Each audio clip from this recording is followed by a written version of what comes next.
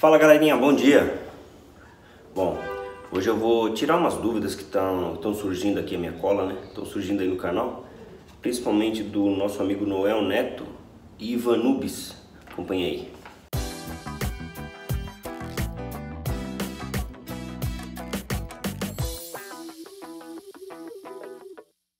Eles fazem algumas perguntas, vou responder todas aqui conversando com vocês normalmente, tá? Não vou responder pergunta por pergunta, senão fica muito engessado o negócio. Eles fazem algumas perguntas como, por exemplo, se sanitiza a mangueira de CO2, qual a quantidade ideal do cilindro de CO2, o tamanho dele no caso, se pode colocar menos cerveja no keg barril do que a capacidade máxima dele, enfim, vamos conversar e responder aí tudo. Um deles pede para eu mostrar como é que eu faço a carbonatação. Eu não vou mostrar hoje como eu faço a carbonatação porque eu não tenho cerveja no meu barril, ou keg, ou post mix, tanto faz. Então eu vou simular aqui, legal? Aí eu tô terminando de fermentar uma Red Ale e essa Red Ale eu vou colocar num barril e aí eu mostro como que eu faço a carbonatação. Bacana? Não vai sair muito do que eu vou mostrar aqui hoje. Esse daqui é um post mix com conexão ball lock. Qual conexão é melhor? Ele até faz uma pergunta dessa. Nenhuma. As duas são boas. É questão de adaptação. Eu prefiro o ball lock e quando você escolhe uma das conexões, tem que manter aquilo, porque senão, eu tenho um post mix que é ball lock. Putz, não vai servir do meu Keezer que é pin lock.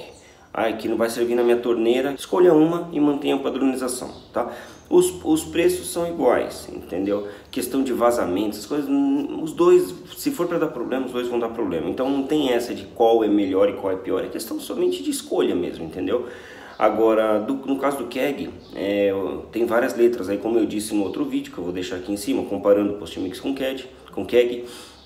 Ele tem várias letrinhas lá, entendeu? Então, novamente, não tem a melhor e a pior, entendeu? Tem apenas as diferenças, digamos assim, e vocês têm que escolher uma. Eu adotei o padrão S, que é standard, e que é compatível com a Brahma, legal? Então, com as chopeiras da Brahma, que daí eu posso levar o meu keg para onde eu quiser ir no meio de uma festa que vai ser 100% conectável. Esse daqui é um cilindro de CO2. O cilindro de CO2, na verdade, ele é somente essa parte aqui, ó, tá? É só esse torpedo. Isso daqui é o cilindro de CO2. Essa parte daqui da frente chama regulador de pressão. Por que tem isso aqui? O regulador de pressão, ele serve somente para regular a pressão, porque a pressão interna desse camarada aqui, do cilindro, é muito alta.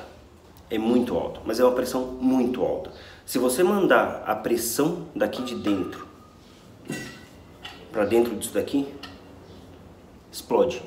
Então precisa desse regulador. Esse regulador é mais ou menos o regulador do botijão de gás. Sabe aquele negócio que fica em cima, que abre a borboleta? Aquilo lá chama regulador. Para que serve aquilo? Para reduzir a pressão, porque a pressão interna do botijão de gás é bem menor do que essa, e mesmo assim é muito forte. Tanto é que tem na nossa área aí, tem o caga-fogo, né? Aqueles fogões industriais. Aqueles fogões industriais não usam regulador de pressão. Então se você regula a pressão que você quer deixar sair, entendeu? O botijão é o mesmo, a pressão interna é a mesma, só que para a cozinha a gente tem um redutor de pressão. E é para isso que serve isso daqui. Ele serve para reduzir a pressão. Além de reduzir a pressão, ele tem dois manômetros. Esse manômetro aqui, ele mede a quantidade de gás que tem lá dentro, a quantidade de pressão que tem lá dentro. Então conforme vai diminuindo, conforme vai acabando o gás lá dentro, ele vai diminuindo. Quando chega nessa faixa vermelha aqui, eles sugerem que sejam recarregado o gás. Onde é que eu recarrego? Qualquer casa de extintores você pode carregar isso daqui, legal? Eu carrego aqui eu moro aqui em São Paulo, eu carrego num lugar aqui que custou R$10 para eu carregar isso daqui. Esse daqui é um cilindro de 2.3, bacana? Bateu aqui então, na faixa vermelha, a gente tem que recarregar. Esse outro aqui, esse outro manômetro serve para quê? Esse outro manômetro serve para a gente medir a pressão de saída. Então aqui é só a pressão do cilindro. Essa daqui é a pressão de saída. E a pressão de saída a gente ajusta com isso daqui. Quanto mais a gente solta, mais ele volta. Mas ele, ó, tá vendo? Mas ele diminui a pressão de saída. Então ele diminui a pressão de saída. É como, vou abrir aqui, ó. Aqui em cima a gente tem uma borboleta que a gente abre o gás, ó. Aqui eu abri o gás. Não está saindo nada, por causa, é pesado esse cara aqui. Apesar de ser leve de alumínio, tem alumínio, ferro, tem um monte de coisa. Não está saindo nada porque eu não abri aqui ainda, tá vendo? Essas duas válvulas estão fechadas. Então essa daqui é uma válvula que eles chamam de válvula de abertura mesmo, né? E aqui é uma válvula de ajuste fino, uma válvula fina. Por que é válvula fina? Porque você pode ajustar e você pode regular a velocidade que passa o gás. A pressão não, a pressão você regula aqui. Aqui você passa regula a velocidade. Aqui você ajusta a pressão. Então aqui no caso a gente está em torno de meio bar, pelo que eu estou vendo aqui, que eu estou filmando pelo celular. Pelo que eu estou vendo, meio bar. Então eu vou aumentar a pressão. Para aumentar a pressão eu aperto. Ó, subiu. Subiu para 2 bares. Isso, 2 bares, tá? Depois que a gente ajustou a pressão, aí você tem vários reguladores no mercado. O meu regulador é de 2 saídas. Só que 2 saídas, porém eu ajusto com uma pressão só. Não tem como eu ajustar com várias pressões. Não, para esse daqui não. Para você ajustar com várias pressões, você precisa de um cilindro só que você precisa de vários reguladores. Entendeu? Quem ajusta a pressão é o regulador, esse cara aqui, que tem um ajuste. Aqui são só saídas burras, então a saída que eu tenho aqui é a mesma saída que eu tenho aqui. Eu comprei com 2, porque uma eu deixo no Keezer, que é essa ponta aqui, que eu tenho uma emenda rápida lá no Keezer. Quem não conhece meu Keezer, vou deixar aqui, dá uma olhada lá eu mostro como é que eu faço a conexão com o Keezer. E eu conecto lá, então essa parte fica no Keezer, está sempre conectado no Keezer. E essa parte aqui eu conecto em qualquer outra coisa, como para carbonatar, por exemplo, em garrafa PET. Tá aqui também. Mas qual que é a pressão? A mesma. Bacana? Aí você fala assim, puta Robinho, mas então se eu tiver com isso daqui conectado no Keezer com 1.5 bar e eu quiser carbonatar uma Vines com 3 bares, por exemplo, que está com outra temperatura, sei lá, 3.5 bares. Vem aqui, fecha, para não mandar gás para lá e abre o de cá. Bacana? E ajusta aqui 3.5 bares. E qual que é o tamanho ideal? O tamanho ideal de cilindro vai depender muito da sua utilização. Se você for transportar para cima e para baixo, como eu disse, tem de alumínio e tem de ferro. O de ferro ele pesa muito mais que o de alumínio, muito mais. E o de ferro também requer alguns cuidados, né? Os dois têm que fazer testes de hidrostática. O que eles fazem? Eles colocam água dentro, adicionam água e colocam uma pressão para ver se ele suporta a pressão exigida. Então, se ele suportar a pressão exigida e não romper, legal, pode trabalhar com os dois, entendeu? Só que o tempo de vida útil de ferro é menor, um pouco menor que o de alumínio. Por quê? Porque ele enferruja, é só por isso. Agora, questão de peso, o de ferro é bem mais pesado. E aí você tem vários tamanhos, aí nem vou falar de tamanhos porque tem vários tamanhos. Tem até aqueles pequenininhos de aquário de 1 kg. De 1 kg de gás. E quando a gente fala 1 kg de gás, é 1 kg mesmo que vai. Então, por exemplo, você vai lá com o seu cilindro, você fala assim, ó, quero abastecer. Você chega na loja, deixa o seu cilindro lá. Isso é interessante, até se vocês forem fazer, não se assustem. Primeira coisa que os caras fazem, o que quer? Abrir e jogar todo o CO2 de dentro. Então, se você vai lá com um pouquinho, você fala assim, igual o carro, vou com meio tanque, que daí o cara põe só meio tanque. Não, esquece. Ele vai jogar fora seu meio tanque e vai encher o restante. Por que eles fazem isso? Porque eles precisam saber qual que é o peso líquido do seu cilindro. Então, qual que é o peso dele, como se fosse para tarar a balança. E é para isso mesmo, para tarar a balança. Então, eles vão lá, esvaziam o teu gás, pumba, coloca lá. Nele vem escrita a capacidade de quilos que ele suporta, a capacidade de gás que ele suporta. Eles vão lá, taram, colocam na balança, fazem a conexão e desce o CO2. Então a primeira coisa que eles vão fazer é esvaziar totalmente o seu cilindro. E o ferro é mais pesado. Então, por exemplo, se você vai ficar na sua casa só que ele é muito mais barato. Se você for deixar ele na sua casa, não vou levar. Aí quando precisar carregar também não tem problema. Pego de 2 aqui. Você pode comprar um cilindro de 6 quilos, entendeu? Até mais, um cilindro grandão. Eu curto muito esse daqui. Esse daqui é de 2,3 quilos e ele é de alumínio. Então ele é leve. Apesar de eu ter dito que ele é pesado para ficar segurando muito tempo, mas ele é leve, ó. Dá para segurar com uma mão tranquilamente. E ele está quase cheio. No meu caso, ele dura muito tempo, muito tempo. Claro que se você for carbonatar uma cerveja, o que é carbonatar uma cerveja? É você injetar CO2 dentro da sua cerveja. Então, inicialmente a gente sai do fermentador, ela vai estar com pouca pressão. Tem um pouquinho lá, tem um pouquinho de gás. Ela vai estar com pouco gás, mas tem um pouquinho ainda.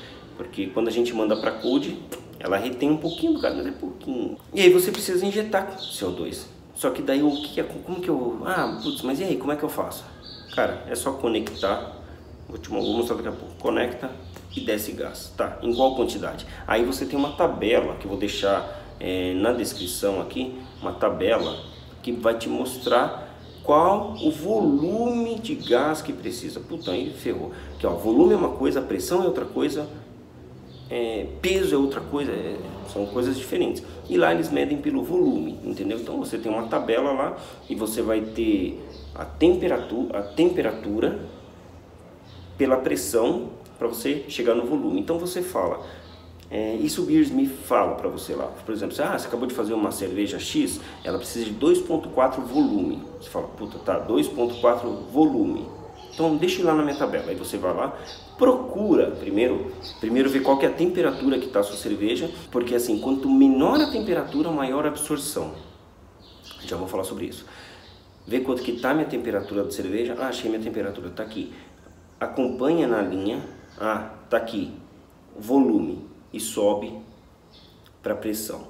Então, por exemplo, eu não tenho de cabeça, mas vamos supor, minha cerveja está em 3 graus, eu preciso 2,4 volume, então eu preciso 1,3 bar. Legal. Aí que entra o lance. Eu coloco 1,3 bar aqui e conecto. É só isso. E daí, você fazendo isso, você já está carbonatando a sua cerveja. Você já está colocando gás na sua cerveja, está inserindo gás na sua cerveja. Já deu para imaginar, se vocês virem essa planilha, essa tabela que eu deixei aqui embaixo, se vocês abrirem, deixar do lado desse vídeo para vocês entenderem como é que funciona, vocês vão perceber o que? Nas linhas você tem a temperatura. Então você vai notar que é o seguinte, quanto menor a sua temperatura, menor é a pressão que você vai precisar desse cara aqui. Por quê? Aí entra a questão de pressão interna do headspace. Aí eu não vou entrar em detalhes sobre gases, gases ideais, Kelvin, zero absoluto, não vou falar sobre isso, aí, senão o vídeo vai ficar gigante. Então, se vocês tiverem essa curiosidade, eu explico como que funciona esses gases. Basicamente é o seguinte, quanto maior a temperatura, que aqui nosso cilindro, a gente tem a cerveja e a gente tem o headspace. Quanto maior for a temperatura, maior é a aceleração das partículas. Aqui é o barril e as partículas, as moléculas ficam se batendo, assim, pau, pau, pau. Essa porrada contra a parede que é a pressão exercida internamente. Então, quanto maior a temperatura, mais rápido bate, mais pressão tem, entendeu? Não vai mudar o volume. Lembra da tabelinha volume? Então, por exemplo, eu coloquei 1.2, coloquei 1.2 de volume do CO2. Então quer dizer que se eu subir essa temperatura vai aumentar o volume? Não vai mudar o volume é o mesmo. O que muda é a pressão, e a pressão é a aceleração das partículas, entendeu? Bom, agora aqui a gente entra com a parte da temperatura que eu falei. Então quando vocês plugarem o CO2, a cerveja ela vai começar a absorver, vai transformar o CO2 que está no estado gasoso para estado líquido, vai transformar em ácido carbônico, que é o que a gente sente na cerveja. Quando uma cerveja está muito carbonatada, a gente não fala, caraca, tá ácida, mais ou menos ácida, é o ácido carbônico. Por isso que cada cerveja pede um estilo de carbonatação, para ela equilibrar. Por exemplo, você não vai meter gás numa stout, né? A stout ela não tem que ter o lance gasificado, entendeu? Da mesma forma, você não vai colocar pouco gás numa Berliner, por exemplo, que a Berliner, a característica dela é ter gás. Ela tem que ter gás, bastante gás, ela tem que fazer aquela, né, explosão na boca assim, tem que sim. Cada cerveja no estilo, não tem um padrão. Aí você fala assim, então se eu puser sempre... Não dá para fazer isso, não dá para fazer isso. Dá para adotar mais ou menos ali uma pressão, mas não dá para falar assim, regra é essa. Então quando a gente resfria, aumenta a capacidade de transformar do estado gasoso para o estado líquido.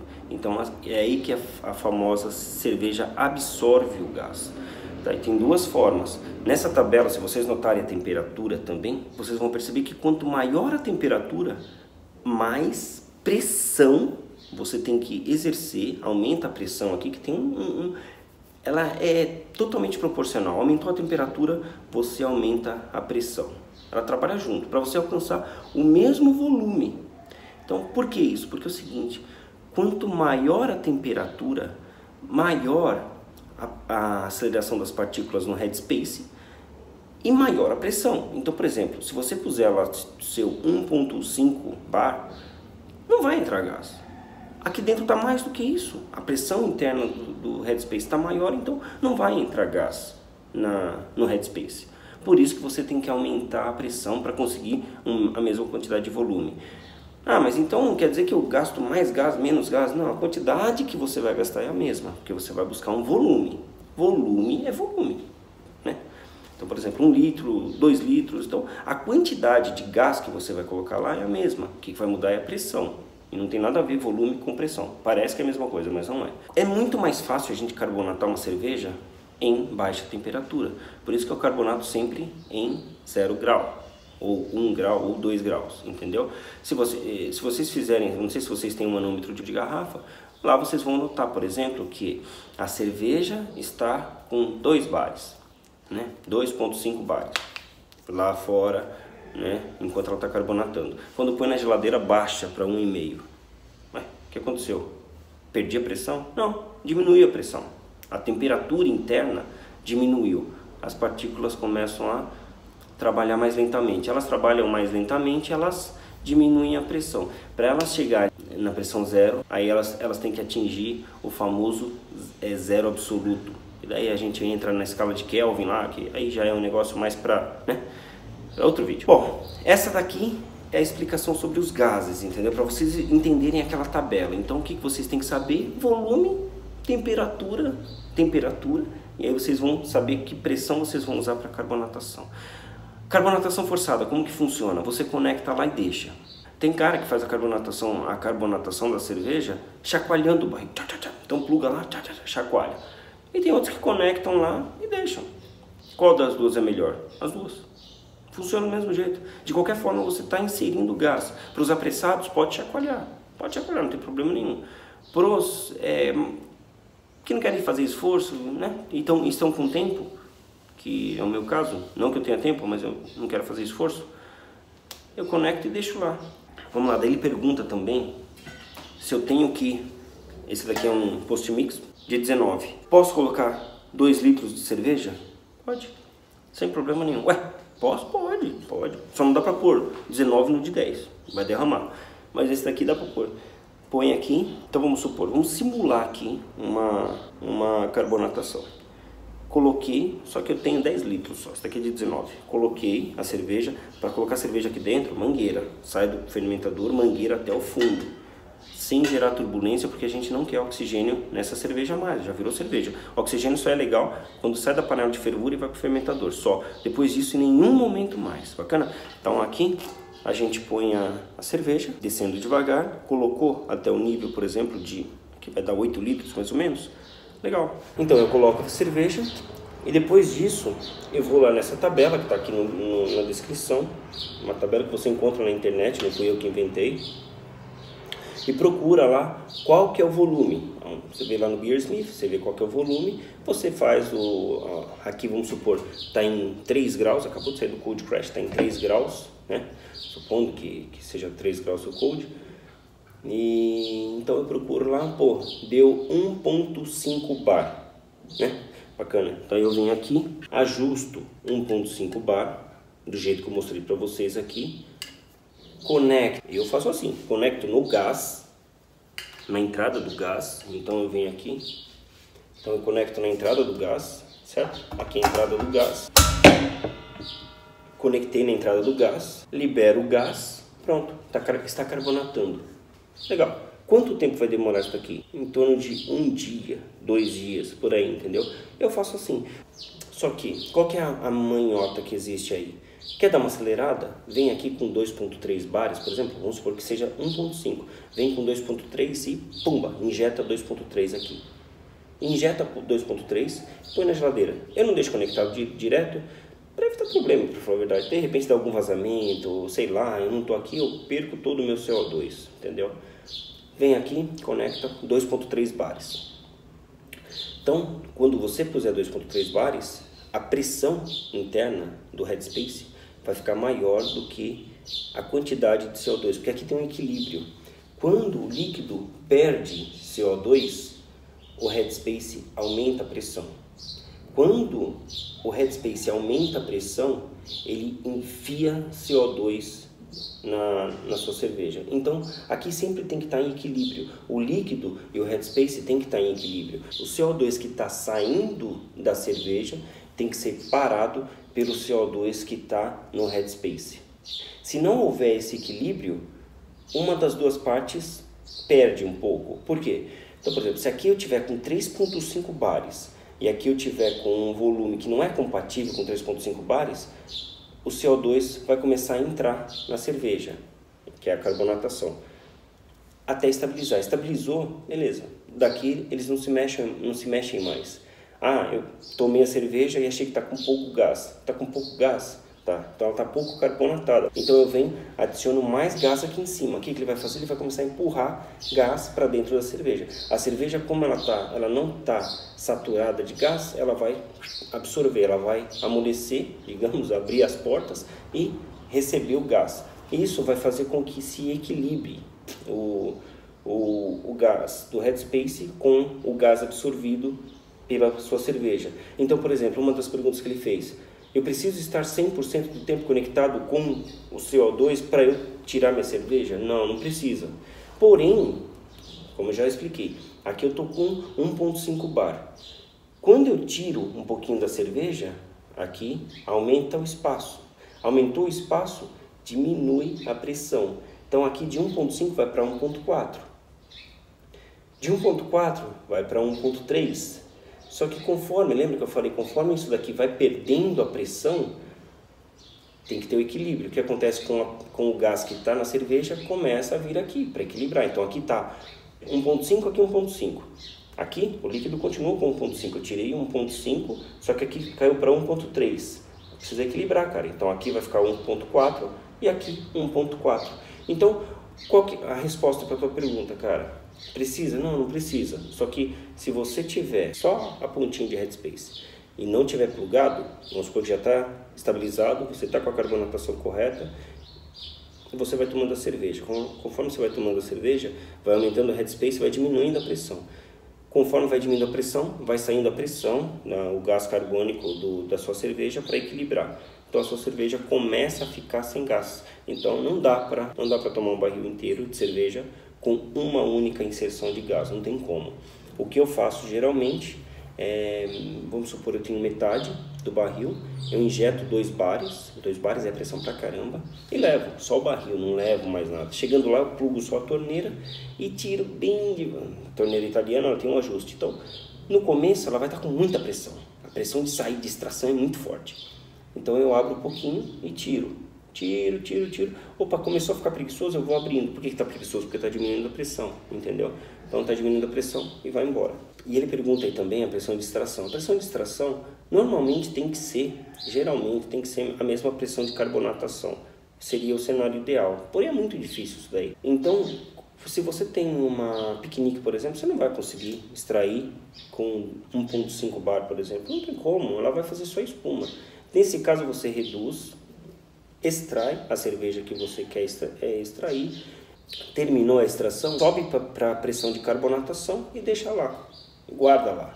No meu caso eu uso torneira italiana com ajuste, então fica bacana, porque por exemplo eu não desconecto mais, deixo sempre conectado, a minha torneira eu deixo sempre conectada, o gás fica sempre conectado, mas ele fica desligado. Então na hora que eu vou usar numa festa, por exemplo, eu ajusto em torno de 1.2 bar, e deixo com 1.2 bar conectado direto. Então, por exemplo, a pessoa tira uma cerveja, o líquido sai, entra o gás. O líquido sai, entra o gás. O líquido sai, entra o gás. Então, eu tenho uma cerveja padronizada do começo ao fim. Se você deixar conectado direto, a sua torneira ela fica padronizada, você não vai precisar mexer naquele ajuste, você vai ajustar uma vez só e vai trabalhar aí os 19, 20, 30, 50 litros que você tiver. Agora, se você, por exemplo, falar, mas eu não, vou fazer assim, eu vou conectar, coloco o gás. Se eu perceber que está fraco, eu vou lá, ponho mais gás. Putz, com essa daí você vai ter que mexer bastante na regulagem. Você vai regular a vazão, vai ficar perfeita. Depois de uns 3, 4 copos, ela começa a ficar fraca, aí você vai abrir. Vou soltar um pouquinho mais a cerveja.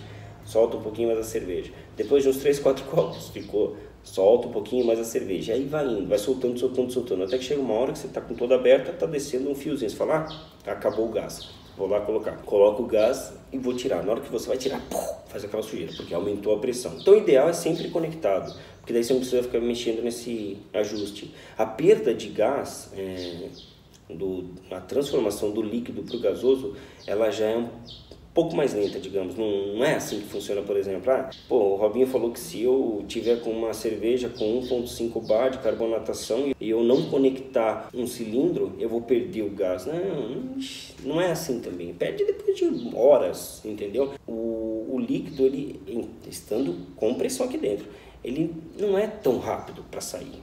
Ele sai, mas é lento, então dá para levar tranquilamente. E ele pergunta aqui também, mas sobre o que precisa para fazer a carbonatação forçada. O que precisa é isso: um barril, keg, post-mix, tanto faz, cilindro, que eu já expliquei, e uma torneira para retirada. Pode ser piquenique, pode ser belga, pode ser qualquer torneira. Qualquer torneira que tenha conexão, ball lock, funciona para a gente retirar a cerveja. Ele pergunta o seguinte: a questão de temperatura, já está carbonatada, está em 0 grau, tirei. Quanto tempo dura? Isso deve depender do ambiente que você está. No Nordeste, igual tem uns amigos, praticamente, cara, tirou da geladeira, já está a 80 graus a cerveja. Então o negócio é bruto. Tem que manter num balde de gelo, na geladeira. Ela vai perdendo a temperatura, aumenta a quantidade de espuma, porque vai aumentar a pressão do headspace, aumenta tudo, entendeu? Então o ideal é você manter no mesmo cenário. Se você tirou lá de 8 graus da sua geladeira, você quer servir 8 graus, então controle em 8 que vai ficar perfeita a cerveja. Uma pergunta que ele faz aqui interessante: dá para fazer priming dentro dele? Dá. Assim, o que mais a gente gasta CO2 é para fazer a carbonatação. Vai muito gás. Aqui eu tenho 2.3. Com 2.3 eu carbonato muitos barris desse, mas muitos barris. Eu não vou falar em números porque eu não tenho noção. Não tenho ideia, nunca parei para contar. E agora, também como eu tenho um fermentador que ele segura a pressão, então eu estou gastando menos gás, digamos assim, para carbonatar, porque a cerveja já está sendo carbonatada. Mas depois de carbonatada a cerveja, a gente gasta pouco gás para extrair. Tanto é que eu tenho aquele regulador, vou deixar a foto aqui também, eu tenho aquele regulador pequenininho, aquele lá é somente para... Não é que somente, mas ele é indicado para extração só. Porque aqui lá a gente conecta um cilindrinho de 16 gramas de CO2. Um cilindro daquele, você não carbonata esse post-mix em hipótese alguma. Mas você extrai toda a cerveja daqui, é capaz de extrair. Eu acho que extrai, não tenho certeza, mas eu acho que extrai. Ele é muito pequenininho, entendeu? Então, mas assim, para extrair é tranquilo. Agora, para carbonatar não. Para carbonatar você precisa de muito CO2. Então, não dá para usar aquele cilindrinho para carbonatar. Quer dizer, possível é, mas você vai gastar muito aquilo e... não é legal, é melhor você ter um maior, vai ficar mais barato. E então, uma saída aí seria carbonatar aqui dentro. Como é que faz isso? Joga o açúcar aqui dentro, desce a cerveja, como se daqui fosse uma garrafona, e deixa lá ele parado. Vai carbonatar? Vai. Já fiz isso? Não. Vai fazer? Também não. Apesar de que tem vídeos aí dizendo que fica legal, que bacana, blá blá blá, eu acho que eu não estou afim de arriscar. Se for para falar em despesa, eu gasto R$10 para encher 2,3 kg de gás. 2,3 kg é coisa pra caramba, dá pra carbonatar muito, dá pra extrair muito, dá pra se divertir muito. Eu não fico tão preocupado com a questão do CO2, então eu não vou fazer prime aqui, porque quando a gente faz prime na garrafa a gente tem uma ideia. Aquela borra que forma no fundo, vai formar aqui no fundo também. Então, por exemplo, se eu tirar um copo e vier só aquilo, só a sujeira, tá bom, já tá bom. Aí beleza, aí compensa. Mas se eu tirar um copo, putz, veio lá uns toletes de levedura que tá decantada. Tá, não vou tomar isso aqui, é ruim, cara, aquele negócio é amargo, é ruim mesmo. É teimoso? Bebeu, beleza. Aí depois vem mais um pedaço, vem mais um pouco, não sei. Aí se for para limpar depois de 10 copos, ah não, agora depois de 10 copos tá limpo. Puta, quanto que, em reais, quanto é que foram, quanto foi de 10 copos de cerveja? Sei lá, faz uma conta aí. Eu acho que não compensa, eu acho que o CO2 é mais barato. É mais barato do que perder 10 copos, porque perder um copo já é mais barato, porque, sei lá, pra mim não compensa. Mas dá pra fazer, coloco o açúcar aqui e dá pra fazer. Dá pra eu trabalhar com açúcar só, sem o CO2? Pô, até dá, cara. Só que você vai ter que fazer um cálculo mirabolante aí para calcular quanto de açúcar você vai pôr, suficiente para carbonatar sua cerveja, suficiente para gerar um gás aqui dentro que leve a sua cerveja para onde você quer. Então, eu não sei uma fórmula, se alguém souber é só compartilhar aí com os amigos e vamos que vamos, porque eu não tenho ideia mesmo. E o Ivan Nubes pergunta se eu sanitizo a mangueira de CO2. Não, cara, eu não sanitizo a mangueira de CO2. A única coisa que eu sanitizo é essa boquinha, só o bocal Bollock. A primeira vez que eu coloquei a mangueira aqui, sim, eu sanitizei. Sanitizei a primeira vez e coloquei. Na teoria, não tem passagem de líquido aí, e não deve ter. Então, por isso que eu falo na teoria, né, porque se tiver, tá tendo cagada aí. Mas não pode ter. E na prática ali dentro só passa CO2. Então o CO2 ele é inimigo dos micro-organismos, né? O micro-organismo não gosta de CO2, o micro-organismo gosta de O2. Então eu não sanitizo. Bom, e dica aqui para carbonatação então é essa. Carbonatem sempre o mais frio possível. Quanto mais frio você tiver, mais fácil a carbonatação. Você não vai economizar mais gás. Não, isso daí não tem nada a ver uma coisa com a outra. Mas é mais fácil a carbonatação. Você tem menos esforço, digamos assim, com a pressão, né? Você trabalha com menos pressão. Quantidade, volume é a mesma coisa, mas você trabalha com menos pressão. Fica mais fácil a carbonatação. E aí não tem segredo. Conecta CO2. Aí nos 2 primeiros dias pode mandar acima. Pode mandar meio bar acima, 0.8. Você vai perceber que na hora que você plugar, que dá para saber aqui, ó. Se eu fechar esse registro aqui, ó, fechei esse registro, abri esse. Na hora que eu plugo essa mangueira, o meu manômetro, que ele vai estar em 0 aqui,